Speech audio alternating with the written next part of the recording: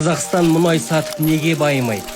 Қазақстан әлемдегі ірі мұнай өндіруші елдердің бірі болып саналса да, табыс мөлшері айтарлықтай көп емес. 2022 жылы еліміз шикі мұнай сату арқылы 47 миллиард доллар пайда тапты. Бұл керемет көрсеткіш сияқты көрінуі мүмкін, бірақ шындыққа көз жүгіртейік. Сингапурдың жағдайын қарастырайық. Бұл елде табиғи ресурстар мүлде жоқ, бірақ олар әлемдегі ең ірі мұнай өңдеу зауыттарының біріне ие. Сингапур кішкентай ғана мемлекет бола тұра, бензин өңдеуден Қазақстанға қарағанда көбірек табыс табады. Неге? Қазақстанда небәрі 3 мұнай өңдеу зауыты бар. Олардың жалпы өндірістік қуаты Сингапурдағы бір зауыттан да аз.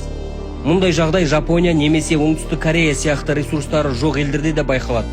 Олар инновациялық технологияларға, күрделі өндірістерге және білімге инвестиция құйып, жоғары құны бар өнім шығарады. Қазақстандағы мәселе неде? Елдің негізгі табысы шикізат экспортына тәуелді болып отыр. Қазақстан негізгі өнімдердің 90%-ын импорттайды. Технология мен өндіріске инвестиция жеткіліксіз. Не істеу керек? Мұнай өңдеу зауыттарын жаңарту және көбейту керек. Технология мен инновацияға бағытталған инвестициялар тарту керек. Білім мен ғылымға басымдық беру керек. Қазақстан шикізатты экспорттау арқылы табыс табуға ғана емес, оны өз елінде өңдеп, жоғары қосымша құны бар өнім шығаруға ден қою керек. Сонда ғана біз Сингапур, Жапония немесе Оңтүстік Корея секілді дамыған экономикалар қатарынан орын ала аламыз.